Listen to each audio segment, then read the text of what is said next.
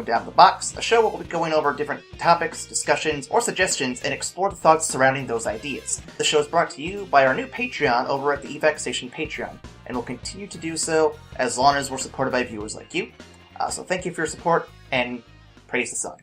Today I'll be talking about video games, a very unique medium allowing you to engage with the story. Some games like Walking Dead exclusively focus on story over gameplay. This allows you to feel invested in the world without the immersion suffering at the hands of frustrating mechanics, player death, or frustrating online interactions. Some games, like Street Fighter, have the story told in the background, or as a set dressing to focus more on the gameplay. In these games, you focus on combos, learn the hitboxes and the invincibility frames, all in an effort to dominate over other players in the competitive play.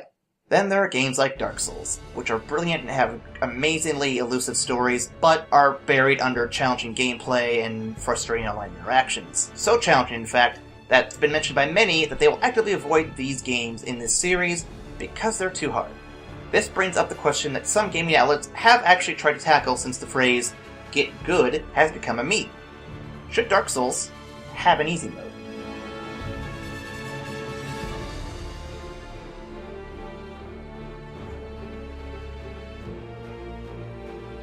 For those who don't understand what I'm referring to, an easy mode is an in-game modification to how it plays, allowing different elements within the game to change for easier progression to reach the final stages. For example, some games give you the option of fewer enemies to fight, weaker enemies to fight, or sometimes both of these changes occur at once. In other cases, special weapons, upgrades, and health is easier to come by in this mode than in others. By developers, easy mode has, in more recent generations, felt like an afterthought that has been tacked onto the game without really understanding what should and shouldn't be trimmed away from the core experience.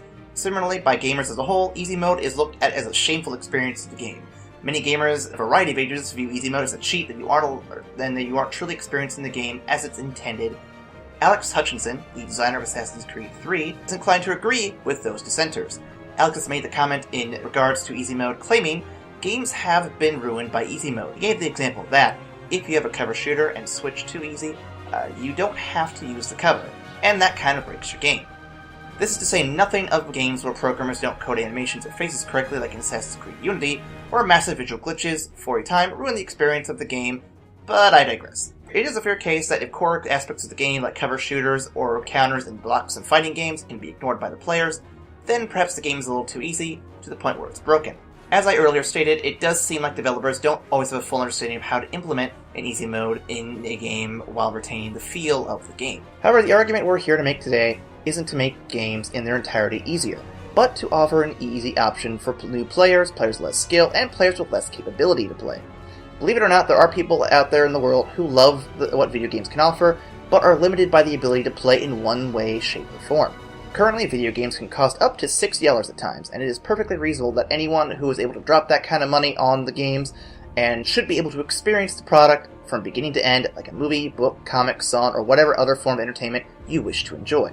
Very recently, Nintendo released a game, Mario Kart 8 Deluxe, for the Nintendo Switch. In this game, it offers a new type of control setup where you can have auto-acceleration and/or auto-steering enabled while you play.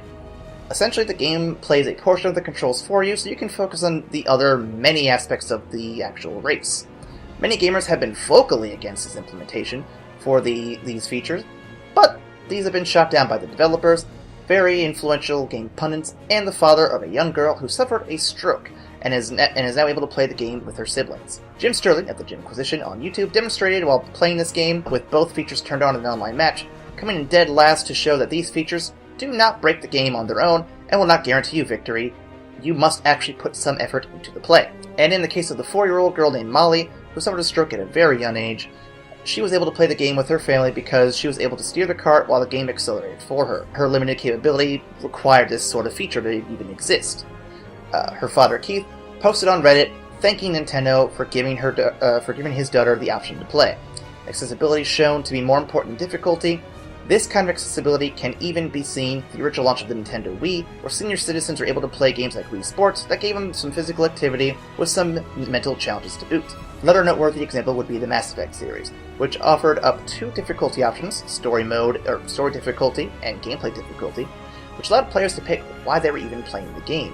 If you're just there for the story, the dialogue choices will be automatically made, allowing you to see the story of either Renegade or Paragon all the way through, preventing players from accidentally picking the wrong options in their in their dialogue several hours into the game.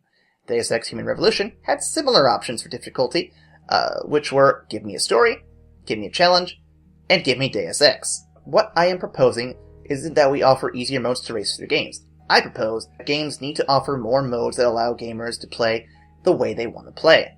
There are people who like Minecraft, but prefer to just build stuff rather than deal with the whole survival side of things. And luckily for them, there are several options to do just that, from building maps for adventure mode, building anything creative mode, and getting third-party programs to help modify the landscape for your survival games, and building stuff in survival, but on the peaceful difficulty to avoid enemy mobs ruining your fun. To put it another way, we're not saying to make games easier, but to offer more options for gamers to make getting through games less of a strain and to make things more accessible. Just like a building installing the elevator or a wheelchair ramp, such options wouldn't just benefit the disabled. There are plenty of people outside of those with wheelchairs and limited mobility who use these conveniences on a daily basis, from those with kids in strollers to workers making deliveries. If we can make these kind of options available for just walking into a building, why can't we offer the same accessibility for our video games? As we've already discussed, there are many gamers who want to see the story unfold without throwing themselves at a brick wall of a difficult game, like Dark Souls. This brings us back to the original question. Should Dark Souls have an easy mode? To me, the answer is obviously yes. I heard such an argument would ruin the purpose of the game. Often you'll be booed or boo-earned off your platform with many fans of the games mocking you, telling you to just quote-unquote get good at the game. And it was actually the game's director, Miyazaki himself, that said, quote, I personally want my games to be described as satisfying rather than difficult, Miyamoto told Metro Publication. As a matter of fact, I am aiming to give players a sense of accomplishment in the use of difficulty. Having said that, however, it is true Dark Souls is rather difficult, and a number of people may hesitate to play. This fact is really sad to me, and I am thinking about whether I should prepare another difficulty that everyone can complete, or carefully send all gamers the message behind our difficult games. Even Miyazaki himself has considered the option of an alternate difficulty for Dark Souls because even he can see the benefits of opening his games up to more fans. This isn't the same idea as appealing to a wider audience, which is how many games, like Dead Space, lost their survival horror teeth and aesthetics and became, well, an action game. An easy mode would not change the overall tone and the complexity of a game for all audiences, just for those wanting to dip their toes into the bloody waters of Dark Souls without losing all their blood in the process. But such a suggestion gets hostile responses that such a mode would ruin the game. My question is, for who would it ruin the game? It wouldn't ruin the game for the gamer wanting to play but has a disability and would otherwise have not been able to play. It wouldn't ruin the game for the new gamer wanting to try it out because it's their significant other's favorite game and they wanted to see what this Dark Souls thing was all about, and they wouldn't have bothered to play otherwise. It wouldn't ruin the experience for a parent who's working 60 hours a week to support his or her family and only finds maybe a couple of hours on the weekend to burn in the game, and they would have just played Call of Duty instead if Dark Souls wasn't an option. There are plenty of people who would love Dark Souls' rich story and sprawling, twisted world that are missing out on the experience simply because of the circumstances in regards to this difficulty. I guarantee you there are more stories like this out there. And it shouldn't ruin the game for you, the one complaining about the easy mode, because you wouldn't be playing it since you're already so amazing at this game. Or so you seem to claim. If Dark Souls and its sequels ever got a re-release, like on the Switch, wink wink, I would certainly urge the developers to consider adding easy mode for those people. It may not be the most significant sales boost, but it would be a promising start to a much bigger and more forgiving fan base. It would allow players to enjoy the story who otherwise couldn't. That's what all artists in the game industry should be striving for in the end. As for how From Software could implement an easy mode to Dark Souls, I'll save those suggestions for another video, because that is an extensive list of ideas I have, and we don't really have time for that in today's video. I'll end by asking the gamers watching this to do me a favor. Do not shun or mock people because they play your favorite games in a lower difficulty. Do not make them feel like lesser people because they cannot play games on a higher difficulty. Until you've lived their life and see what they see, you can actually judge them and their decisions. We all spend money on these games because it gives us a sense of joy and escapism from a very dark and cruel world that has gotten very dark and very cruel within the past several months for some of us.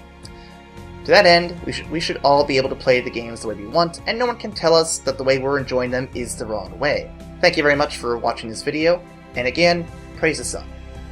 Hey there folks, this was added at the last minute to say thank you for watching, and we do hope you do subscribe to the Patreon, as well as our YouTube channel. Check us out on SoundCloud and all sorts of other fun stuff. I'm adding this at the very end because very recently, actually the same week I was putting the final stuff of this video together, the Extra Credits channel actually released a video on video game accessibility. It's definitely worth a look, and I feel super annoyed that they beat us to this punch by like a handful of days. We did not intend to infringe on their idea. We did not intend to copy them at all. We actually planned this episode at the very end of July, beginning of August, and it just took us a while to get to actually putting it out there. So if you do notice there's a similarity, we didn't really plan on that, and I'm sure they didn't. They didn't even know about us either. So please do subscribe to us, and then also I'll leave a link in the description, because they discuss the idea of accessibility for video games in a much more detailed way, with far more knowledge of the industry and much of game design. So they definitely be people to listen to for a broader picture of game accessibility as a whole. I'm not editing this last part because I just want to throw on there to get this information out there as quick as possible. Again, thank you, and we hope to see you again in the next video. Bye-bye.